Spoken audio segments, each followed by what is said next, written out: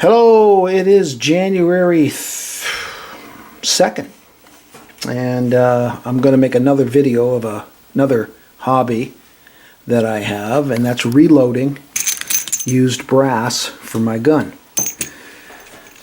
I'm going to try to do this with one hand because I'm holding the camera with the other. So basically, I'll make this kind of fast, but as you can see, this is a 357 Magnum with the cap primer still in there. You see where it's got a little indentation there. That's the cap primer. And what I want to demonstrate to you is why we use the rock chucker here to resize the brass and remove the primer cap all in one movement. This is a sizer, and what happens is that when you discharge the bullet, the brass itself expands. You know, this expands this way because the explosion on the inside of the bullet expands the brass. So if you try to rechamber, see, you can't rechamber it, and it won't fit into this. This is actually just a checker to make sure that your brass is resized once you put it through the die and resize it. So I'm just showing you that this is not good. This means that if you don't resize your brass, it's not going to chamber into your next round. So basically, what you do is you set your casing inside the seat here, which is calibrated for 357. Then you take your and I'm going to see if I can get a shot of the die here. See, you got a little pin coming out. And this is a sized die for 357. So I'll be lifting the brass up into the die.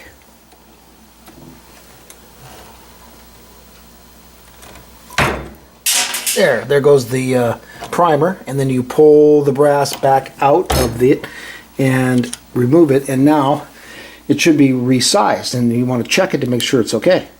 Yeah. There you go. Drops right in real nice. So when you're chambering rounds one after another, it's going to slide in and out perfectly. Once it's sized and your cap is gone, your primer cap, then you're going to set it in here with the rest of your resized and decapped cartridges. Once in a while, you just have to touch this lubricant and maybe lube up the bullet a bit because it makes it a lot easier going into the die. But using very little of it is always best. There it goes. And the cap drops down to this pan that I got here because unfortunately I don't have the tray that went here doesn't work. You pop the thing out. When you pop the cap out, it just misses the tray and falls all over the floor. So I put a horse trough down here at the bottom and it catches all the brass caps. Let me see if I can grab one for you here and I'll show you what it looks like. Yeah, I don't think we can get a close-up of that. There you go. That's a kind of a used cap there. They're made of brass and they contain a small amount of gunpowder, and it ignites and then ignites the powder inside the bullet, makes an explosion, and shoots the bullet out at the end of the brass. Pretty simple. The combustion pushes the projectile out, and then it also expands the brass again. And then once you reload your own cartridges, you have to resize them and then reload them. So anyway, that's for another video. I just wanted to show you a little bit about the mechanism to resize brass and to remove the cap out of 357 Magnums. Alright, thanks for watching, and we'll talk to you later.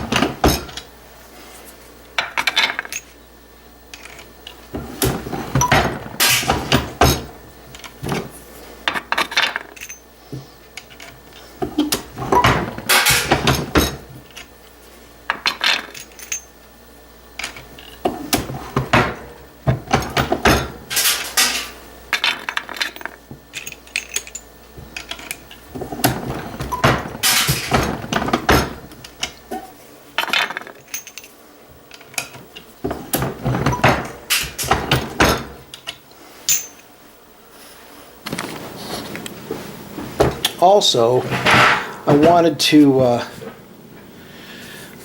let you know that brass can be reloaded maybe 5, 6, even 7 times before you probably need to discard the cartridge, because brass wears out too. But you know, these have only been fired once or twice, so I kind of look at them and make sure that you don't see any anomalies. It's called incipient cracking, and you'll notice, oh, let's see here, how can I use this now? You'll notice some incipient cracking sometimes around the bottom. Down here you'll see cracks, or even sometimes at the top up here where the bullet exits out, you'll see some incipient cracks and even tears in the brass. Now that's very dangerous. You must not load a brass cartridge that has any kind of cracking or any kind of stress damage on it. You just have to throw it away. But overall, you know, brass lasts a pretty long time. These are 357s, like I said, and they haven't. I think they've only been fired once or twice. But I'm the only one that uses them, so nobody have to, I'm not selling them or anything, so it doesn't really matter. And I went ahead and decapped all these and resized them.